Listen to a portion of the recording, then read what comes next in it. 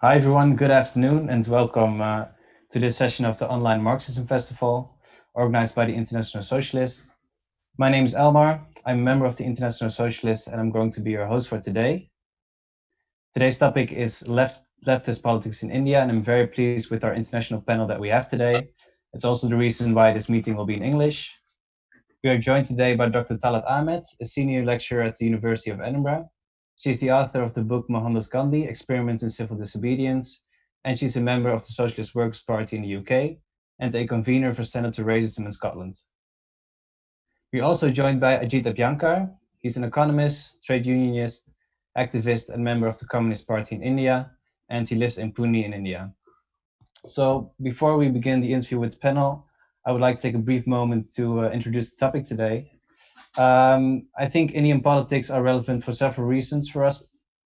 Of course, we've seen the full lockdown in effect since 2 months in India. Modi abruptly declared the lockdown with a 4 hours notice.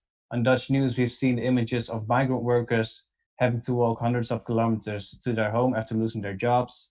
And we've seen people losing their income due to the coronavirus. But even before COVID-19, there was a very interesting political dynamic in India. There was months of protest from leftist organizations against racist citizenship laws and a strike wave of the labor movement for higher wages and for labor reforms. So I think there's enough to talk about today in this interview.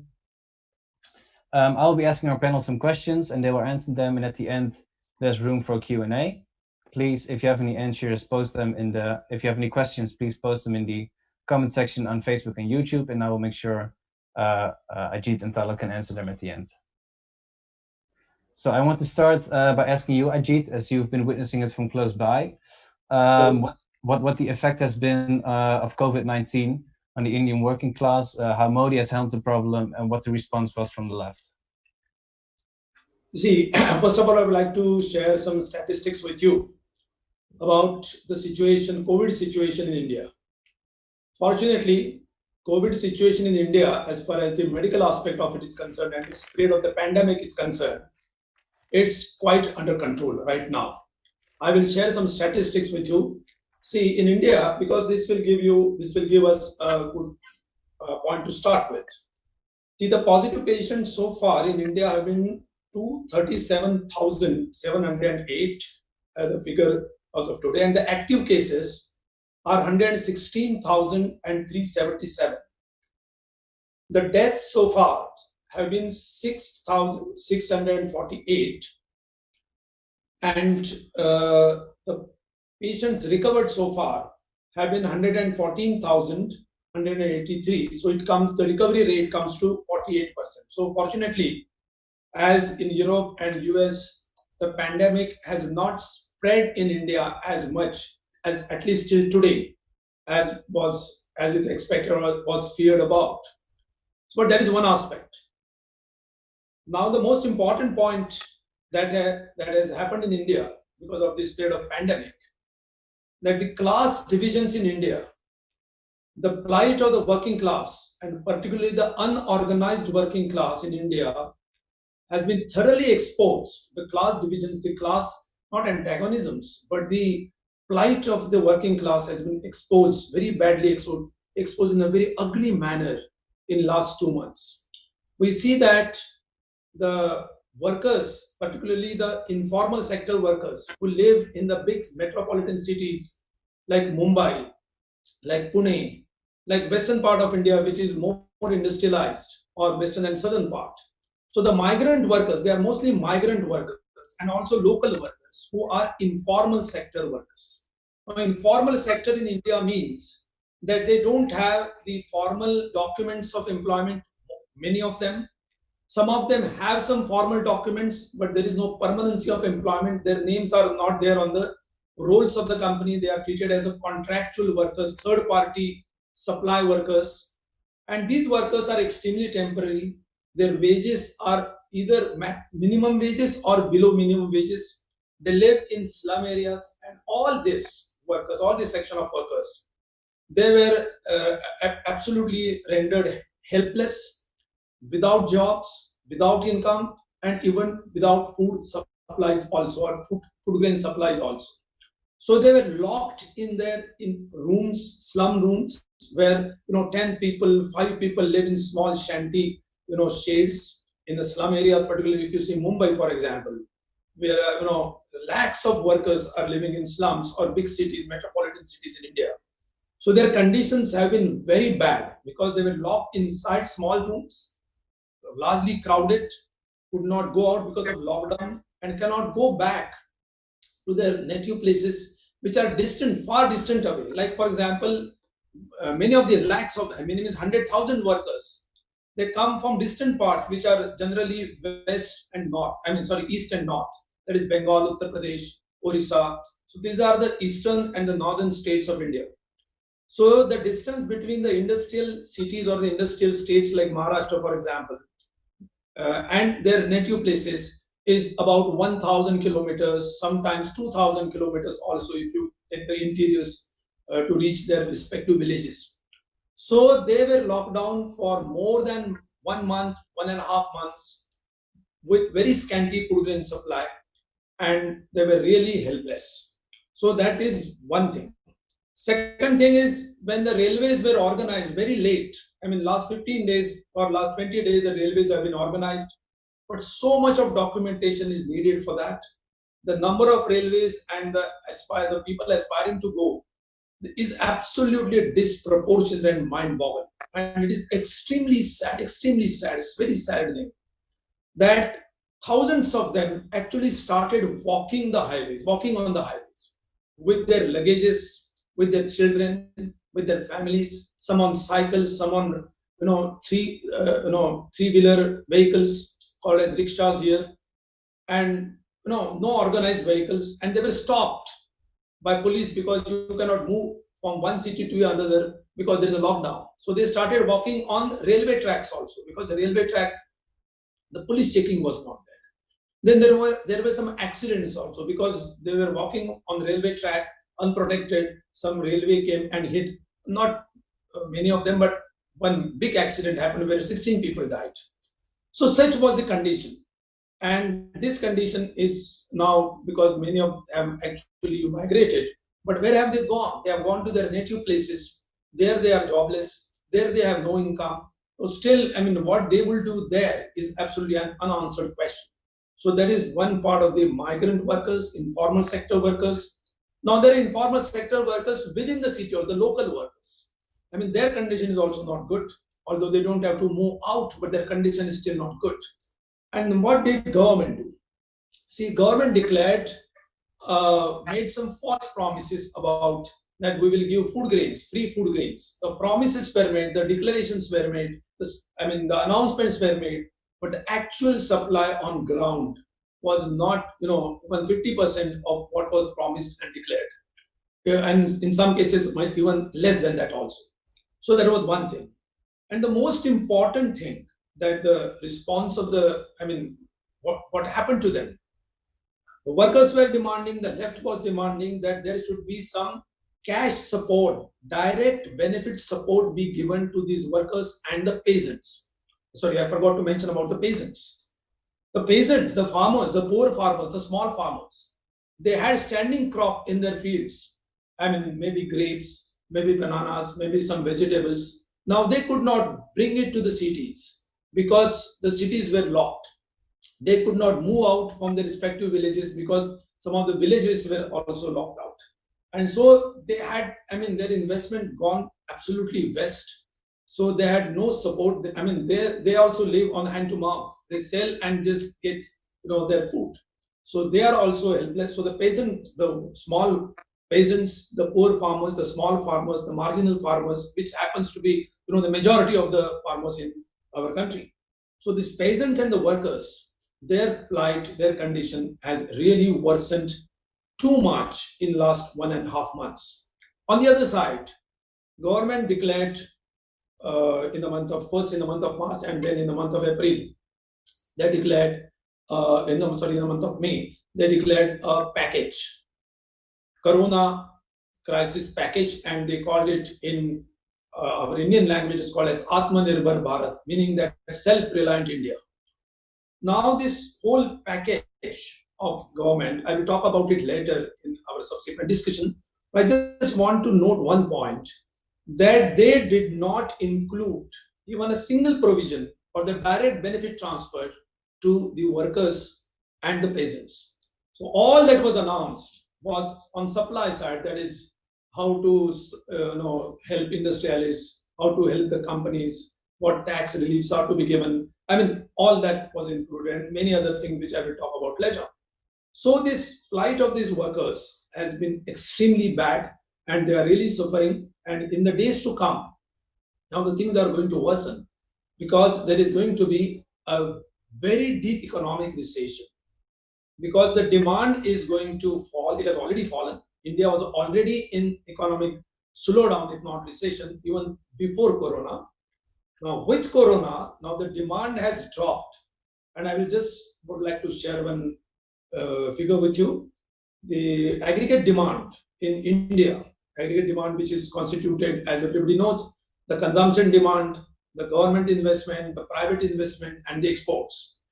Now, of these, the private domestic consumption by the domestic sector, that means the households, it constitutes 60% of the total demand in the country as of today.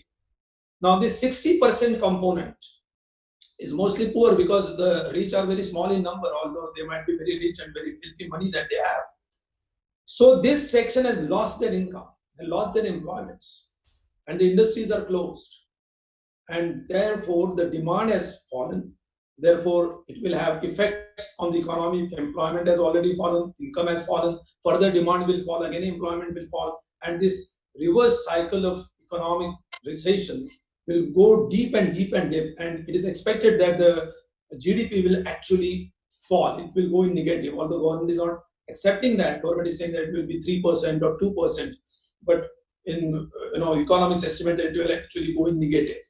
Now, if this goes, the first to suffer again, because they have no social security laws applicable to them, because they are not covered by the social security laws, no employment protection and nothing, non-employment allowance, nothing. So again, they are going to suffer. So they have suffered in the lockdown. Now they are going to suffer after the lockdown, when the economic recession actually deepens. So I will say that this is on one side, as far as the working class and the conditions of the working class are concerned. Now, if you go to the what it has exposed more is the medical system in the country. See, the public health system in India has been weakened over the years, as in the world, but it has weakened beyond recognition in India.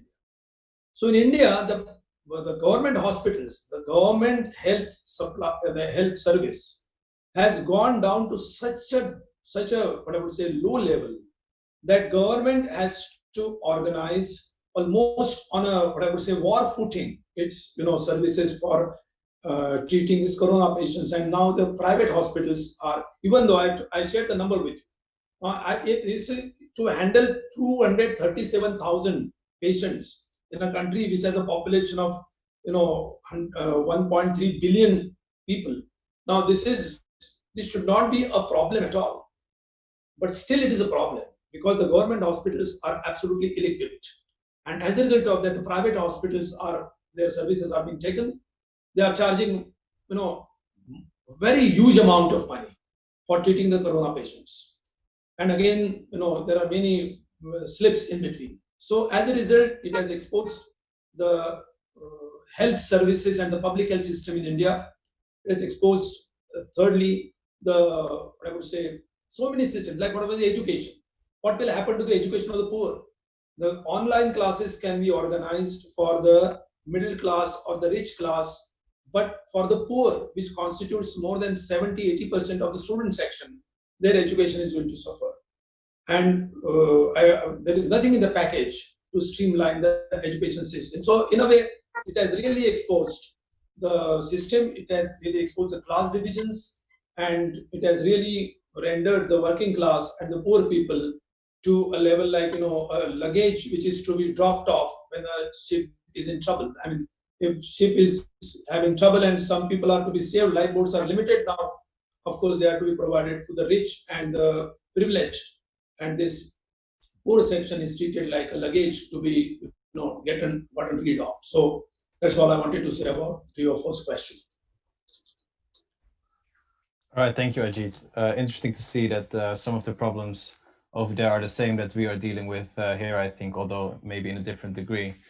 So I want to shift the topic a bit to the background of this all, of the current political and economic situation in India, by asking you, Talat, a bit about the rise of the BJP, of the rise of the party of the current president, Prime Minister Narendra Modi.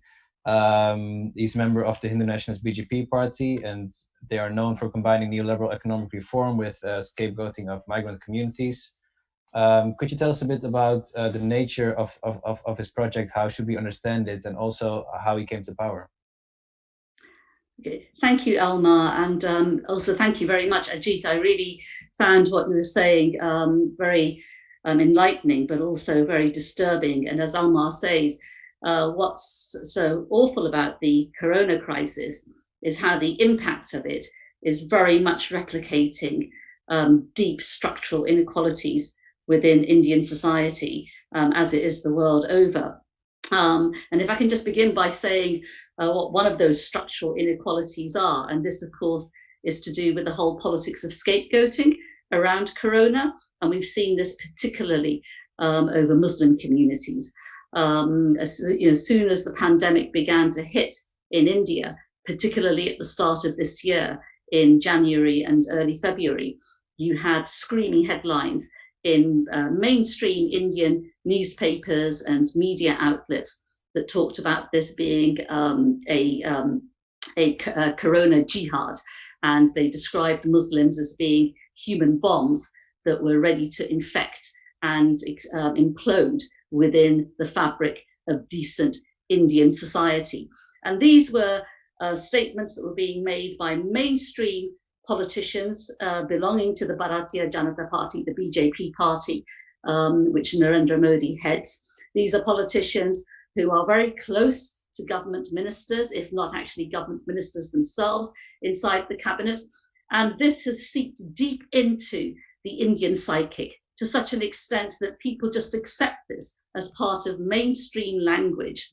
And therefore, the systematic scapegoating of minorities, but in this case, particularly Muslims, for COVID, has been very striking and deeply disturbing, and sadly, not at all accidental. This is something that is very much driven by the kind of political landscape that India is today, a landscape that has been very much demarcated and defined by the rise of the BJP under Modi. Now, Modi, of course, is the Prime Minister of India. He was re-elected last year in a massive landslide. He was elected for the first time as Prime Minister in 2014, again on an enormous landslide. Modi, where he emerges from, is in Western India, in Gujarat state. Modi was the Chief Minister of that state for many years, and that's really where he made his name. Now, he made his name on the basis of two things. Firstly, was his supposed success story, which was that he turned Gujarat into some kind of economic miracle.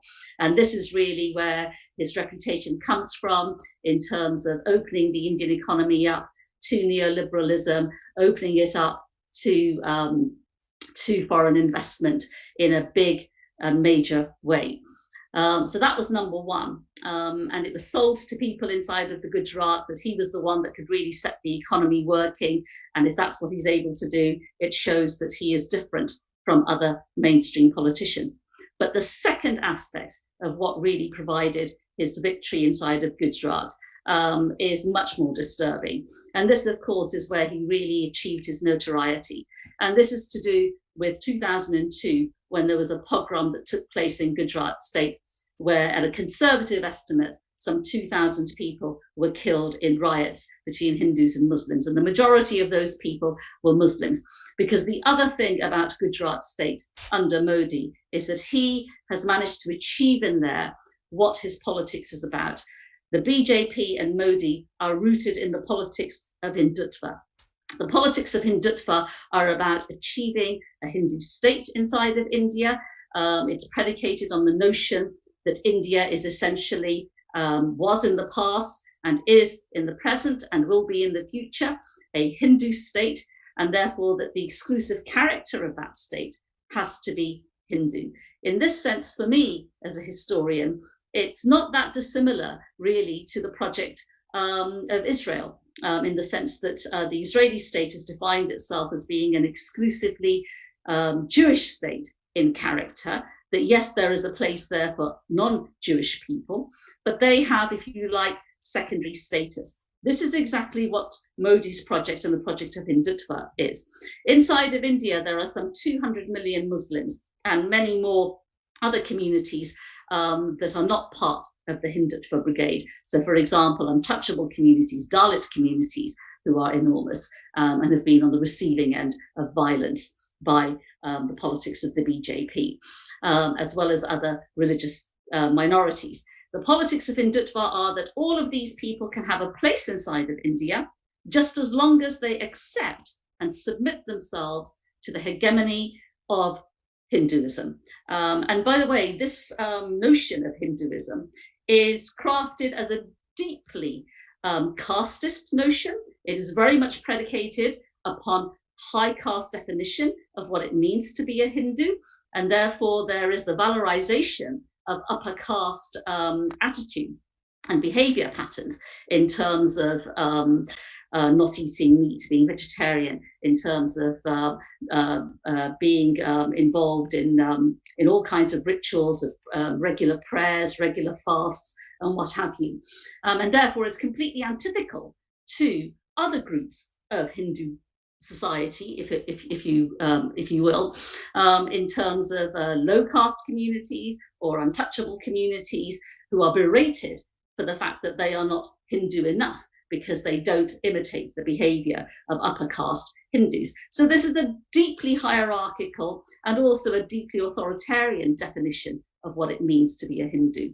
And this is not particularly surprising because Modi is also rooted in the politics of an organization which is called the RSS. This is the Rashtriya Swayamsevak Sangh, which is an organization that grew up and was founded in 1925, again on the basis that India is a Hindu society and that for India to be great again, it has to achieve Hindu hegemony.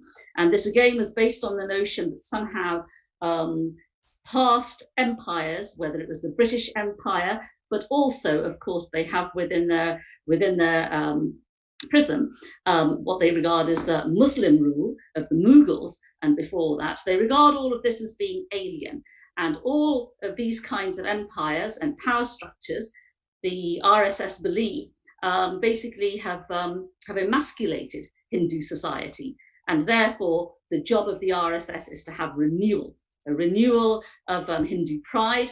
And of course, the shape in which this has taken has been in communal violence. There's been communal violence historically inside of Indian society in the 19th century and in the early 20th century, again, between Hindus and Muslims. And of course, this also culminated in 1947-48 with the partition of India.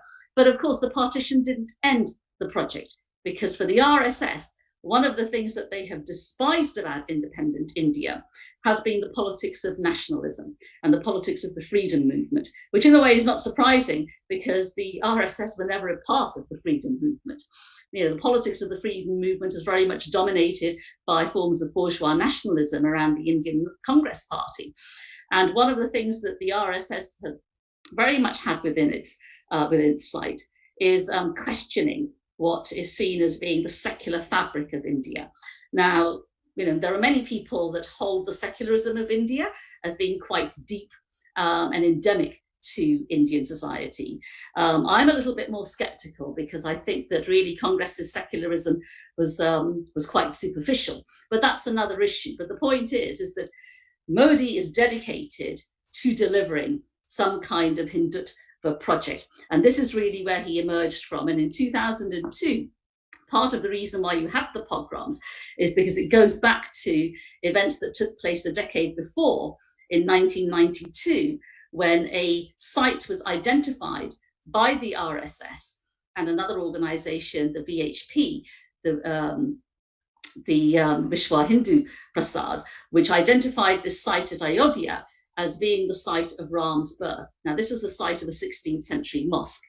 And there was a steady campaign that was built up by the forces of both the VHP and those around the RSS and the BJP to have what they've described as being regular pilgrimages to this site.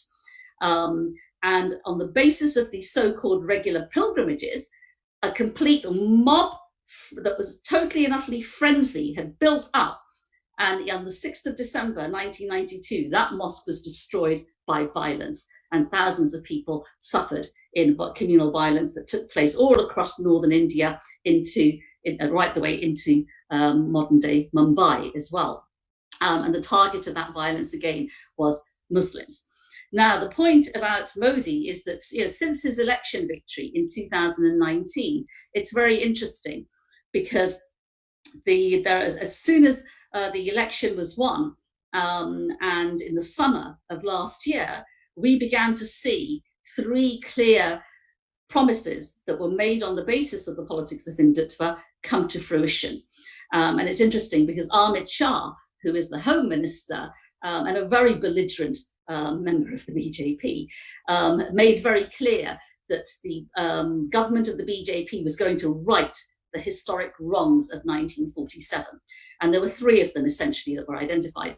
Firstly, there was the whole issue of Kashmir, which has been a thorn in the side of India ever since independence, and particularly for the BJP. So last August, we had the Article 370 being revoked, which had guaranteed special status to the state of Kashmir, which was a Muslim majority state. That has been revoked, and therefore what we are witnessing now is the forcible inclusion of Kashmir within the Indian constitution. And of course, one of the most awful things about the legacy of independence and partition is that Kashmir was promised a plebiscite, a referendum, in terms of determining its future. Well, we are now in 2020 and we are still waiting for that plebiscite. It has still not taken place. My own view is that Kashmir belongs to the Kashmiris. It doesn't belong to India and it doesn't belong to Pakistan. But of course, with what the BJP government has done now by removing Article 370, is that they've unleashed a complete civil war there. Kashmir is under martial law. You have over 50,000 troops that are stationed there in order to try and deliver this. And the whole place has been in lockdown before COVID.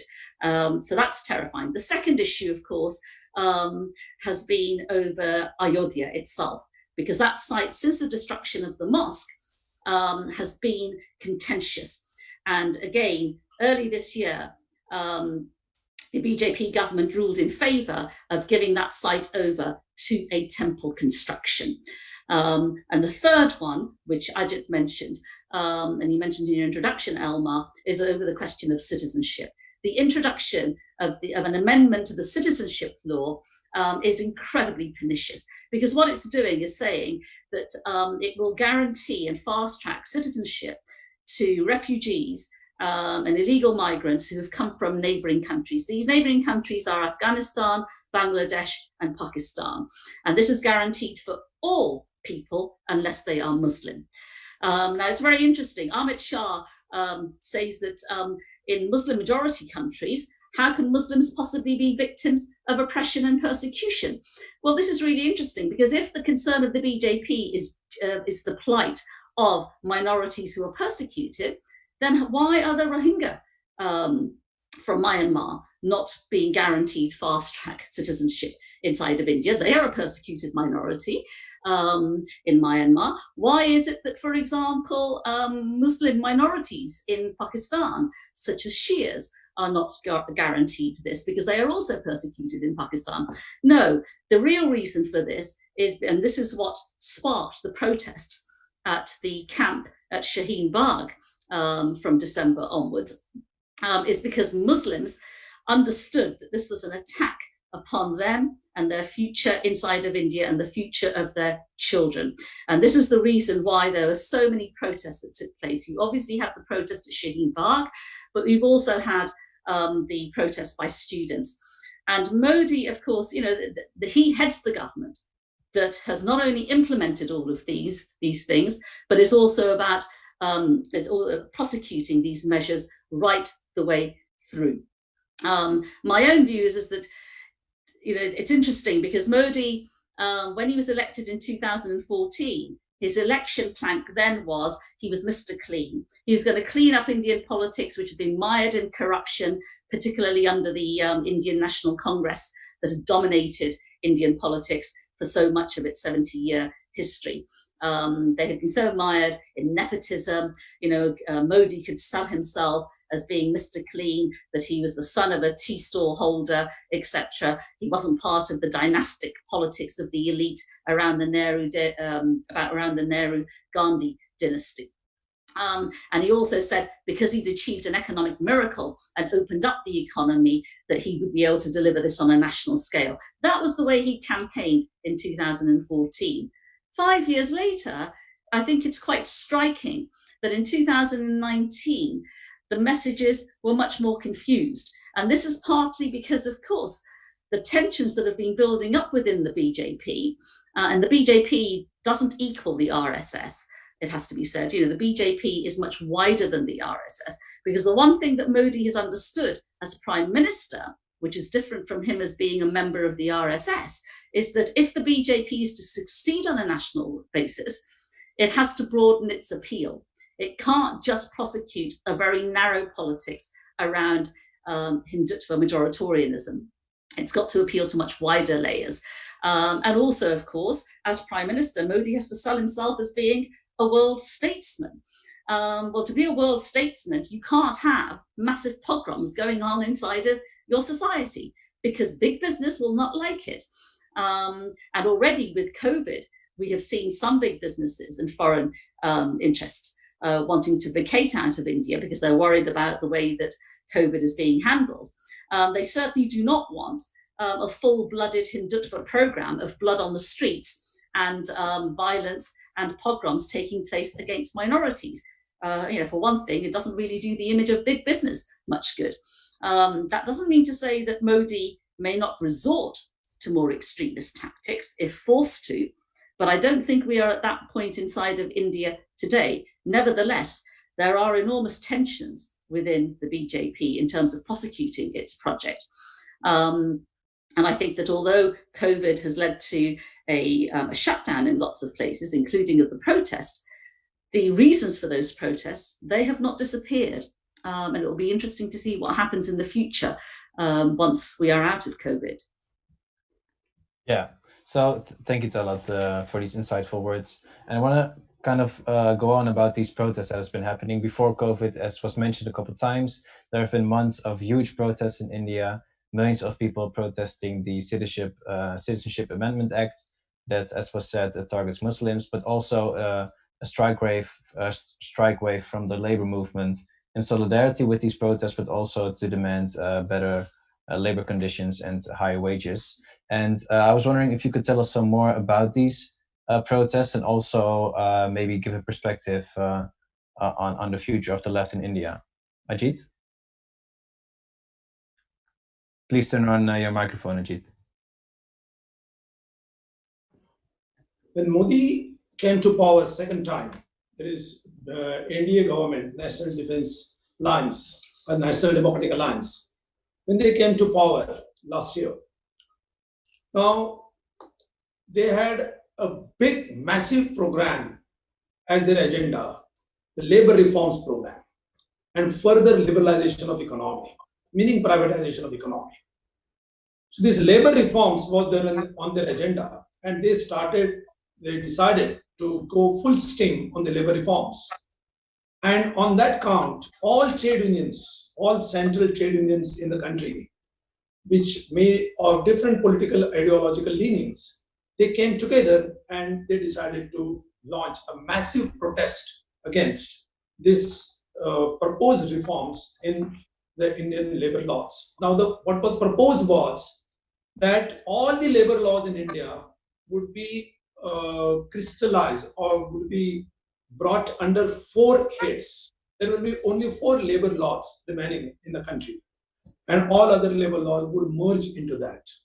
And not only that, it was just not just the question of numbers, but the content and what I would say, the protection which the labor had was going to be abolished completely. I will not give you all the details because that will take too much of time. So on 8th of January this year, 8th January 2020, we had massive all India industrial strike where all trade unions participated. Of course, one trade union which is completely affiliated to the ruling party did not participate, but rest all participated. The government employees, I mean the government, the public sector employees, private sector employees, informal sector employees, they also participated wherever they could make into the mass actions. So it was a massive action. And at about the same time, this Citizenship Amendment Act, because in last August they had taken some steps, and after that the protests were happening. So the protests of the labor, working class, against the labor reforms, and particularly the program of the government to further informalize the whole working class, withdraw the whole protection that they have. Now, this program on one side, on the other side, to divide the population of India on the religious basis by making some bills, passing some bills like Citizenship Amendment Act. So these two movements were converging together. Although they were separate from each other, nonetheless, there were many convergences on that front also. So since January, not in January, from December onwards, we find that there have been many protests in India of the labor, the working class, trade unions, as well as the democratic organization, as well as many other political parties and left-leaning political parties, the democratic parties against the party like Congress also, for example, the major opposition party, the erstwhile ruling party. So all participated in these protest movements, and there was a wave of protests in India against the labor reforms and against the divisive agenda. The people were saying that we don't want to get divided on the count of religion. So we refuse to be divided on religion, and the protests happened. And the protests, although they were targeting the Citizenship Amendment Act was targeting Muslims, it was not just a question of giving citizenship to non-Muslims coming from Afghanistan, Pakistan, Bangladesh on the account of religious persecution. It was not only that.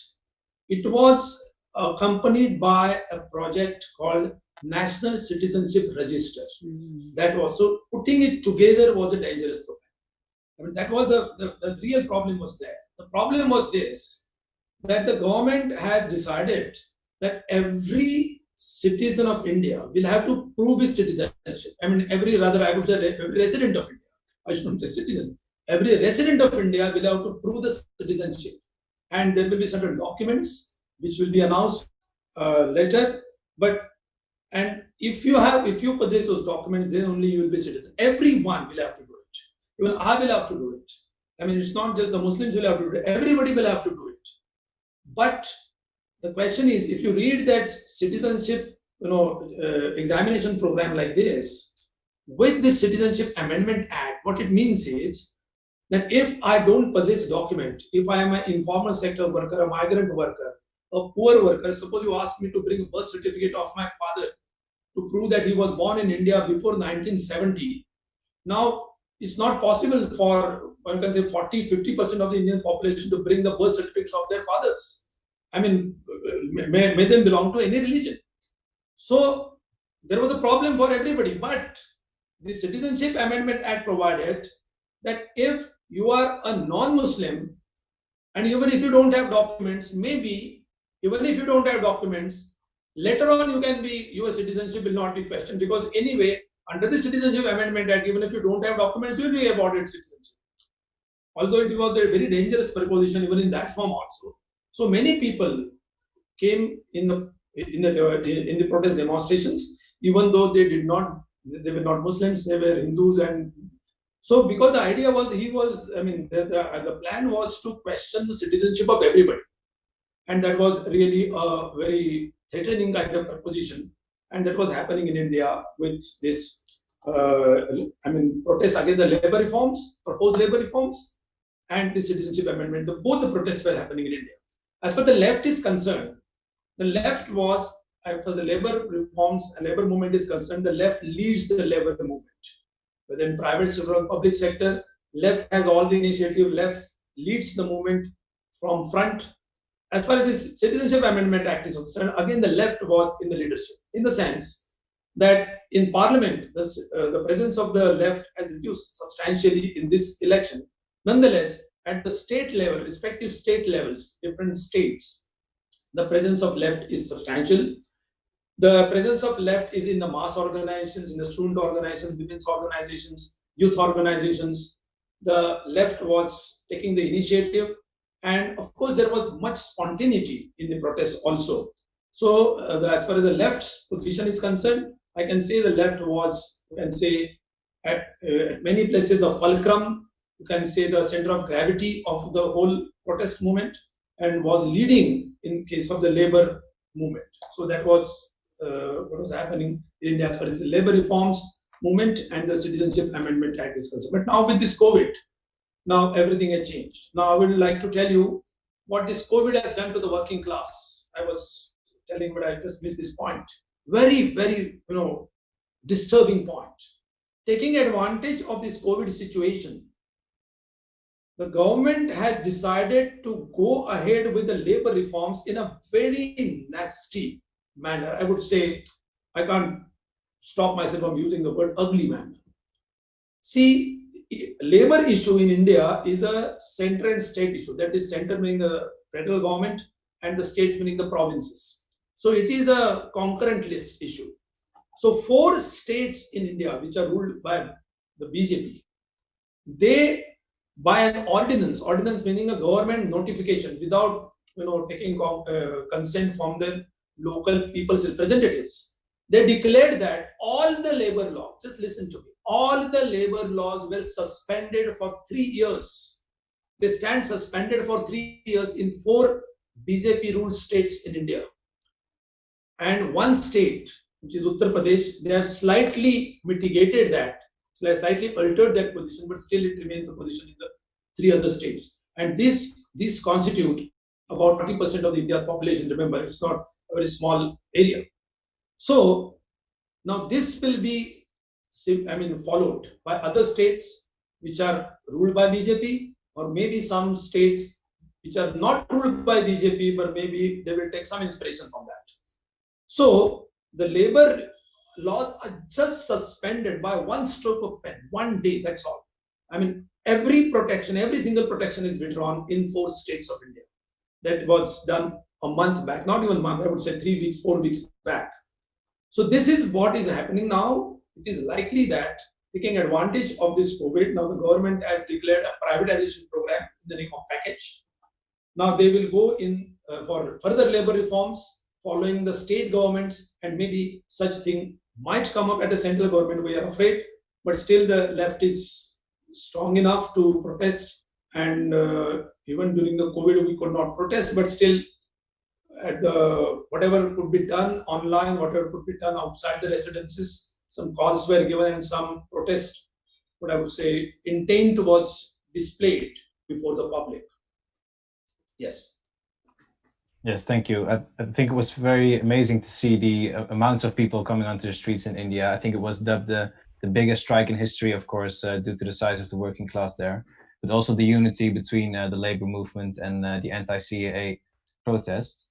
Talat, could you give us your view on the protests, and maybe also the way forward for the Indian working class when the new labor reforms hit after COVID, and also when the racist government is kept in place?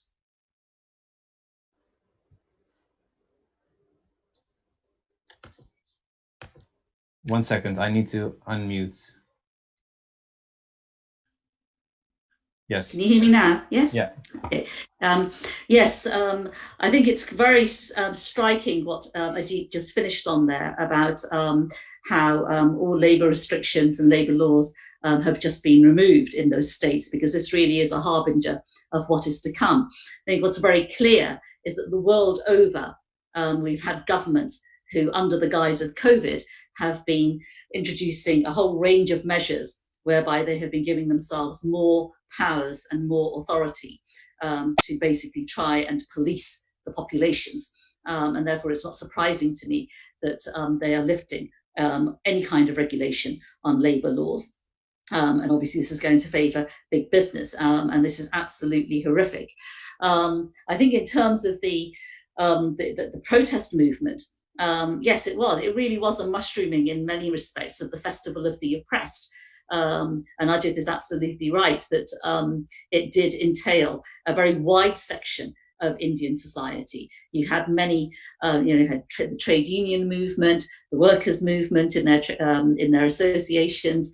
You had communities of civic society, of journalists, of writers, of academics, combining with students, combining with the women of Shaheen Bahag to lead incredible protests across India at the end of December, at the start of the year. It was absolutely phenomenal to see these protests. And it's very interesting, the thing about Shaheen Bahag, which is in the area of Shaheen Bahag in Delhi, a women's protest.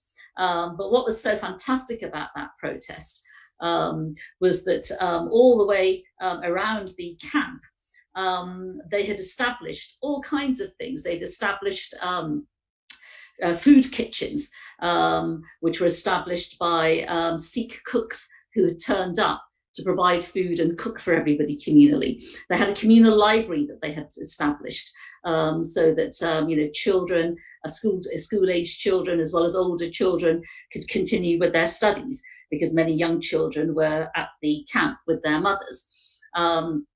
You had hospitals and doctors and nurses providing their services free of cost to the people there. So it really was quite an amazing feat of organisation that was established there. And one of the other things that was fascinating is that all the way around the camp, they had the slogans of the anti-CAA, of the anti-national population register and what have you. But they also had portraits there and photographs and pictures there of the big heroes of the movement.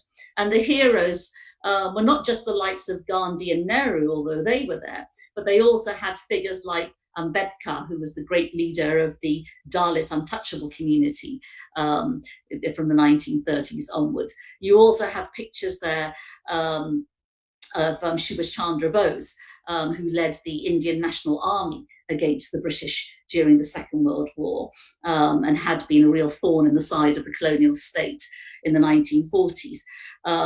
You also had images there of Bhagat Singh, who was a young Marxist revolutionary that the British arrested from the Punjab, from a Sikh background, and they hanged him. So, it was really amazing to see this flowering on the part of ordinary people that had come together at this camp to say that they didn't recognize and they didn't accept the narrow definition of what it meant to be an Indian. For them, their notion of being an Indian was completely plural and open. That was really amazing. And to see people from all communities coming there to support them was truly fantastic. And of course, the fact that you've had these the strike wave, the largest strikes, as you say, Elmar, in human history. We had the strike that took place this year in January over 2 days. But of course, there was also the strike that took place exactly a year ago last year as well, where, anywhere, I don't know, whatever it is, the figures are anywhere between 20 million to 200 million workers out on strike. I mean, that is a phenomenal figure in any society at any period, absolutely huge.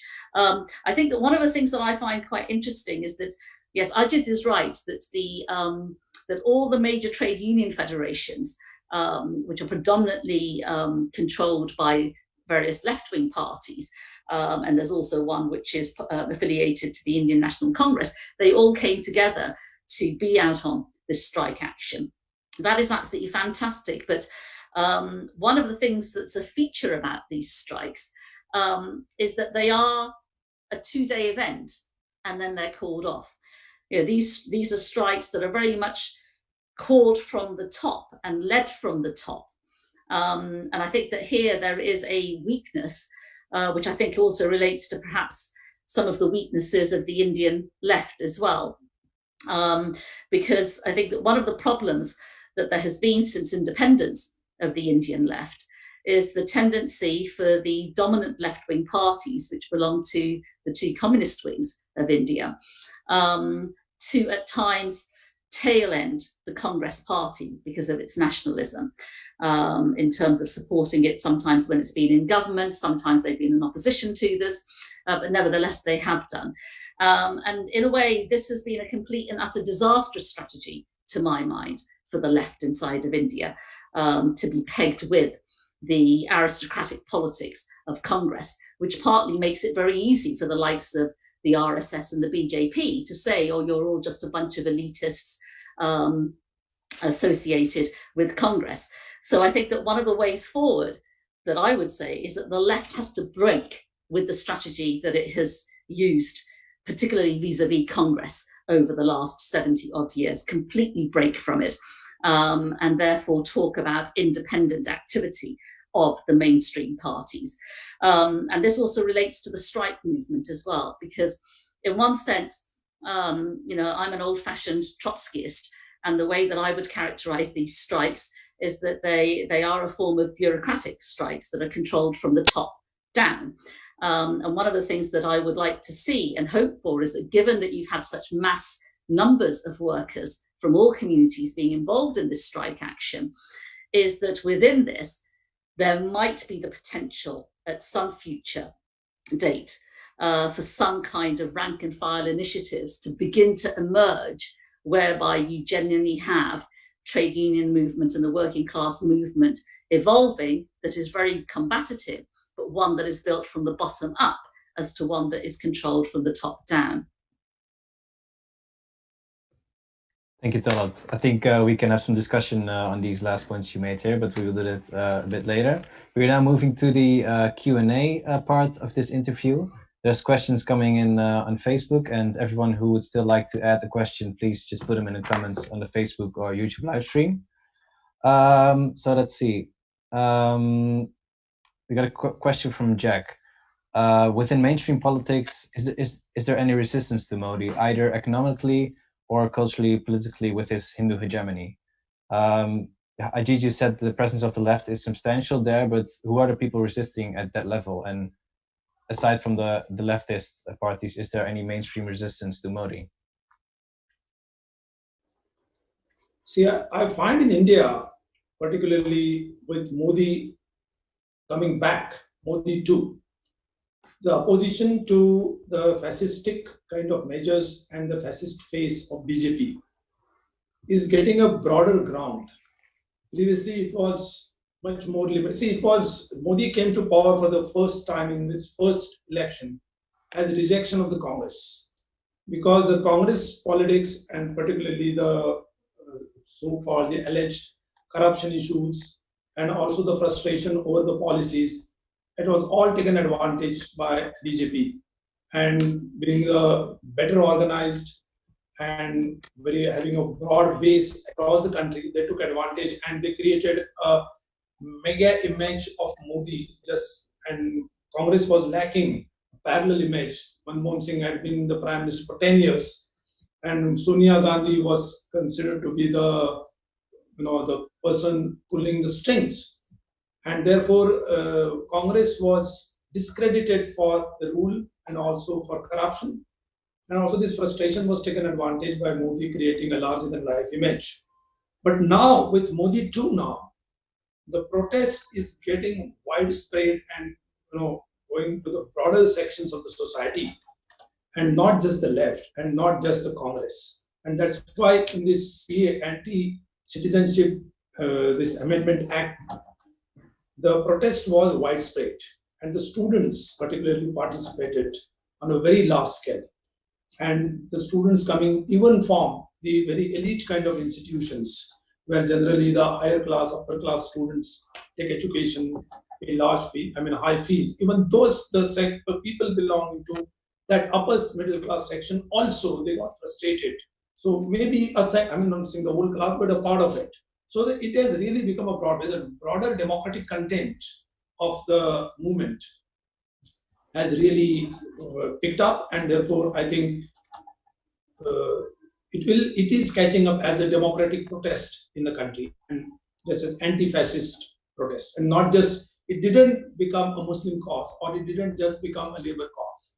It became a broader democratic cause. That is the main strength of this movement in India right now. Mm-hmm. Yeah. Well, I think that's very interesting. Question also about Congress and their resistance to the BJP is that I believe my opinion is that they cannot really give that alternative to the economic project of the BJP, because they were the one who initially started with these neoliberal reforms, with the liberalization of India. I think it was Ajit Gandhi who enacted the first neoliberal reforms in the 90s or the late 80s. To move on to another question for Talat, maybe. There's a question from, let me get it, from Swaraj about the current geopolitical stance of India in the region. As he says, I know there have been problems with Pakistan and China recently.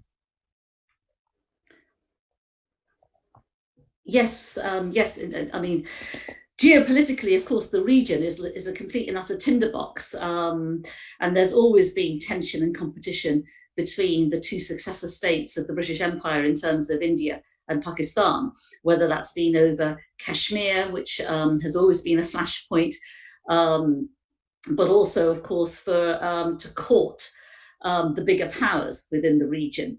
So it's very interesting because, of course, since independence, India under Nehru was champion of the non-aligned movement, and therefore, at one level they were meant to be neither, Western or Eastern in that sense.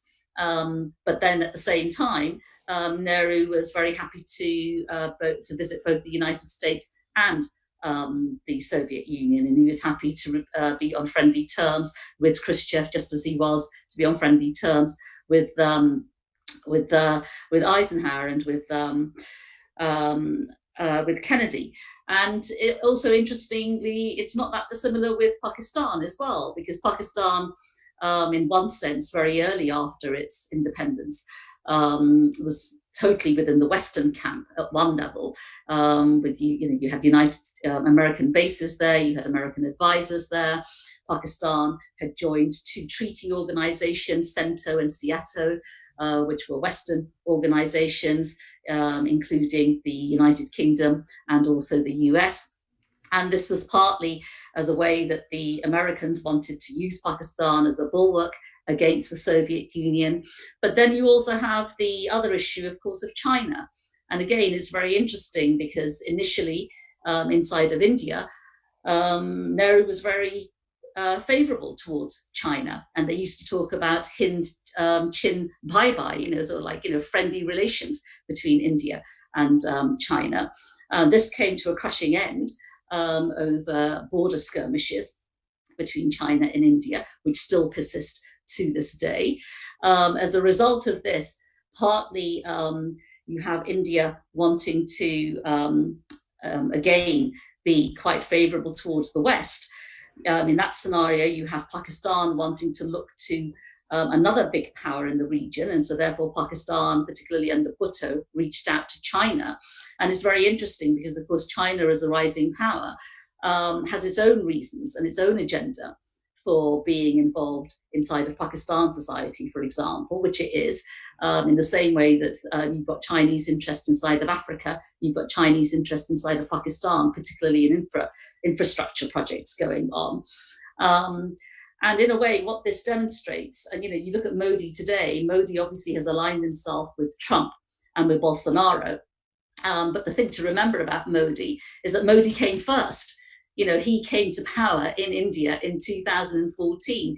He, in that sense, was a pioneer of this new breed of elected far-right leaders and with this deeply neoliberal agenda that they are prosecuting. But I just want to say one other thing about this, I suppose in response to what Ajit was saying. And this is just about and the point that you made about neoliberalism.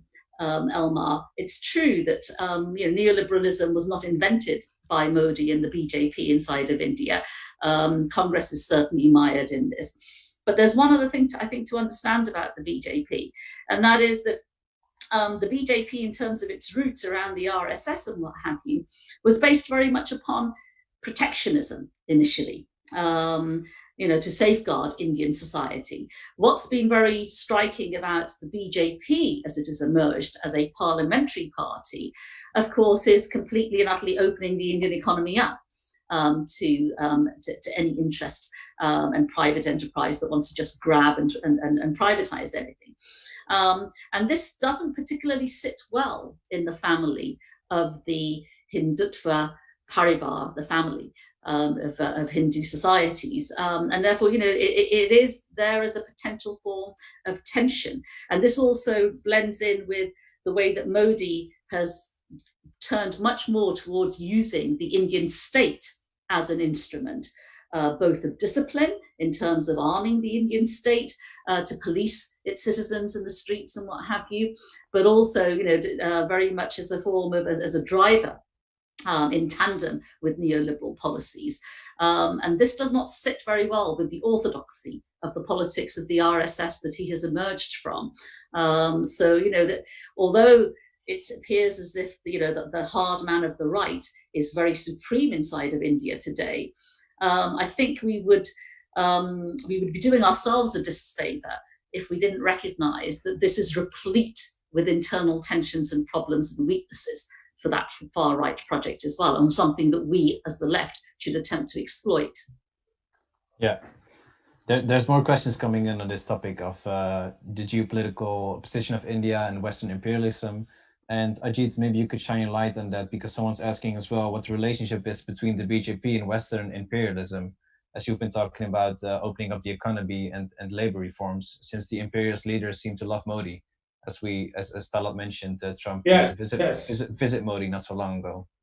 Yes, I think it's a very, very important question. It's see the connection between the Modi, BJP and Western imperialism is very organic one, because you will find that the non-resident, it is also reflected in the non-resident Indians who have settled in US or maybe UK. They are very strong supporters of Modi, very, very strong supporters of Modi. They consider that their man has come to rule now. And therefore, the political link between India and the US military interests and the US international interests, they are almost converging. Their language, for example, Trump comes to India and Narendra Modi Prime Minister of India organizes a big rally of 100,000 people in a stadium. But 100,000 people collect together to welcome him, and he gives a speech. Modi comes to US, and again the Indians themselves come there in Texas, and where Prime Minister of India says that next time let there be Trump government. He openly says it. So there is a kind of very heart-to-heart and very organic kind of relationship between the two, because the way they appeal to the people, the fascistic kind of tendencies, the motivations they appeal, the class they appeal, the way they rule, everything almost matches very well to each other. And also the cunningness and also the style of their speaking, making statements, etc., etc. Apart from this, now it is reflected in the recent COVID package also, that the COVID package includes a massive program of privatization. There's nothing, actually, logically, it should not have anything about privatization. It's supposed to be COVID relief. But it has a program of massive privatization of every public sector, segment of Indian economy, wherever public sector is there. For example, space research. Now it is open for private sector. Atomic research. Now it is open for private sector. Defense production. Now it is open for privatization, and also the foreign companies, multinational companies, to the extent of 75% of shareholding in defense production proper.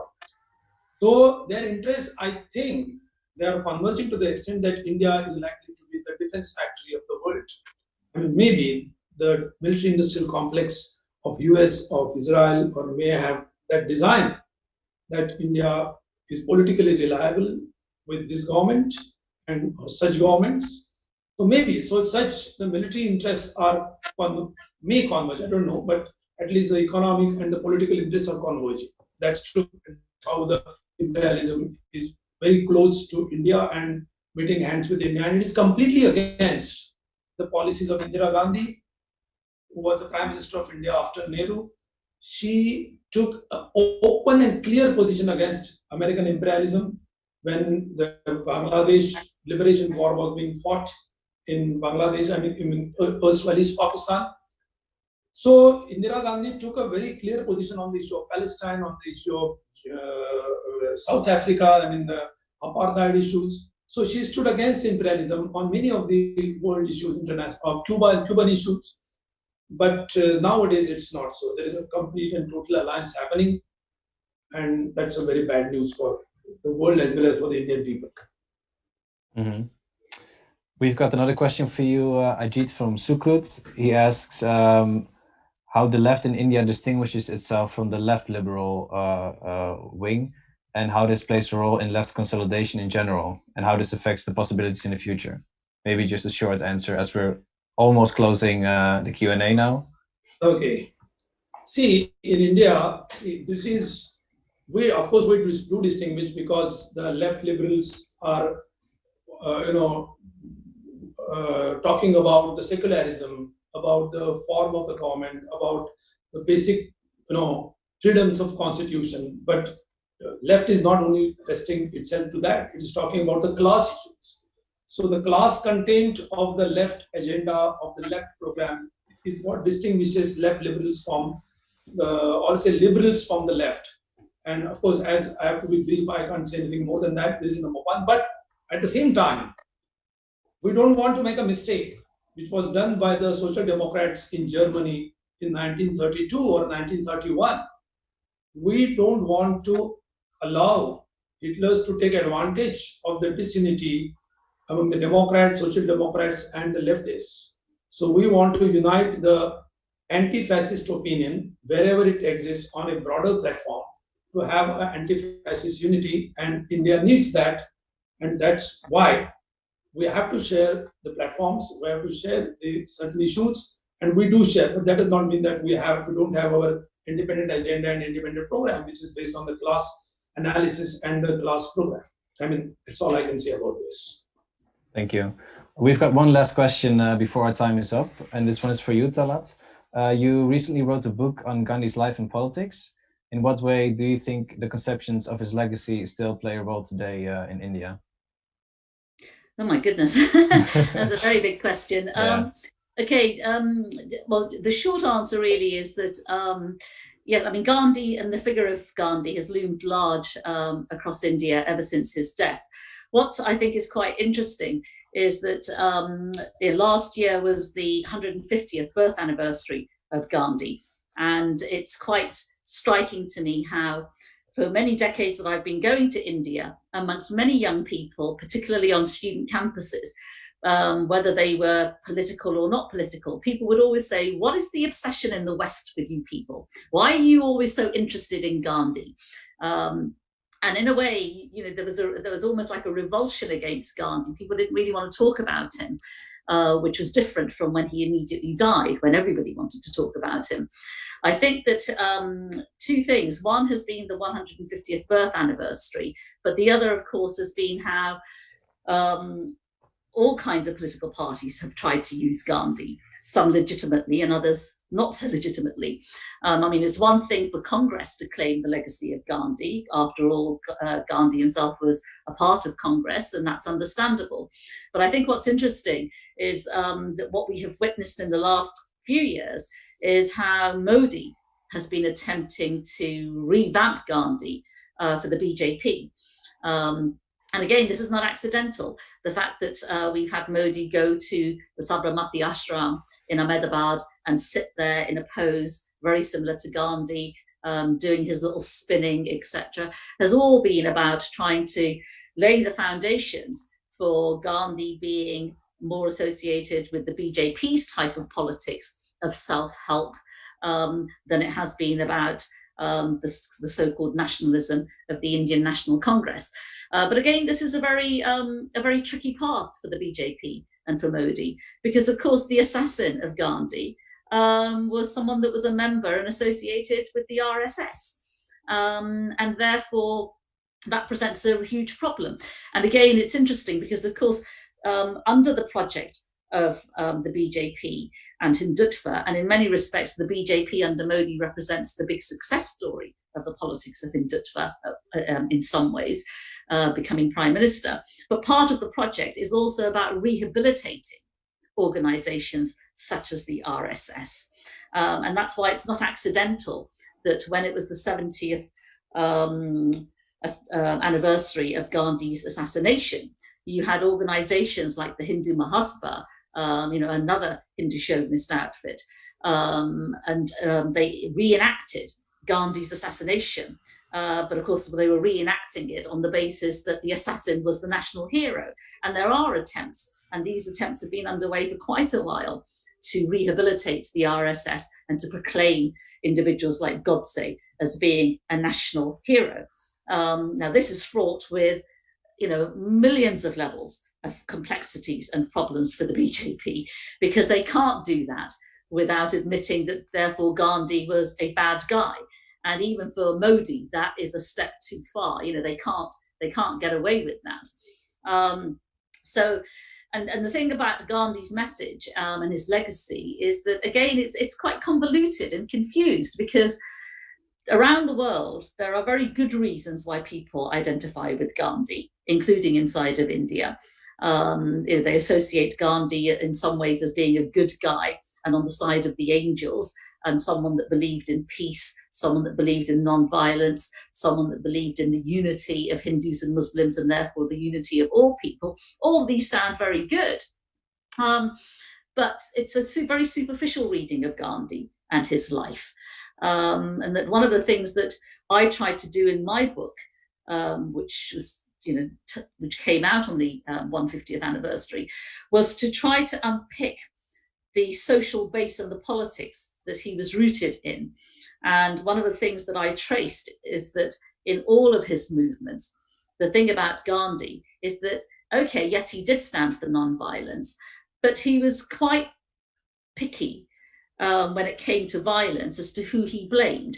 In every single one of his main campaigns, his satyagrahas, he always blamed ordinary people for violence that broke out. He didn't blame the colonial state with equal venom for when they used violence against protesters and against movements that he had orchestrated. And I think that there is a fundamental problem and weakness there in how Gandhi articulated his politics and his strategy, because ultimately Gandhi was not a revolutionary. He didn't want to replace the existing inequalities in societies. His own politics and his own personal ethos was very much based upon the notion that somehow those who have power and wealth and status should be a little bit kinder and gentler to those that do not. And therefore he talked about, almost like, if you like, a contract between landlords and peasants, whereby landlords would be much nicer to peasants and not exploit them, but in return, peasants would accept that the right of the landlords to own land and property. Similarly, between workers and business, that corporate magnates and business leaders should be nicer to their workers and not be exploitative of them in terms of wages and conditions. But again, in return, workers had to respect the right of bosses to own property. Now, for me, as a socialist, that's completely untenable. That is not something that works in society. It never has done historically, and it will not do in the present and the future. So part of me doing the book was an interrogation of Gandhi's strategy in terms of putting a critical gaze on his politics and his strategy, and to get people across the world and in India to think about Gandhi in a much more critical way than they perhaps have had a tendency to do in the last 7 decades or so. Yeah, and with that regard, in regard to that, it's also very interesting to see that in Europe, the legacy of Gandhi also looms large still in various protest movements. But that's a big topic, as you said, to discuss right now. So I'm afraid our time is up right now for the interview. I'm very pleased and thankful to have this interview. I hope our viewers have a clearer image now of Indian politics and I think we will take the lessons from India back to our own struggles. And if you want to know more about what we as international socialists do, you can check out our website, socialisme.nu. We also publish a monthly newspaper with perspectives on socialist politics and protest movements. And also make sure to check out our other meetings in this Marxism Festival series. Tomorrow we host a reading group on Marxism, race, and class. Next week we've got a couple meetings lined up. For example, an interview with South African socialist and documentary filmmaker Riyad Desai on climate change in the global South. So make sure to tune in for those as well. So that's it for today. Thank you again, Talat and Ajit, and we'll see you very, very soon. Thank you. Thank you. Thank you, Elma. Thank you, Talat. Thank you, Ajit.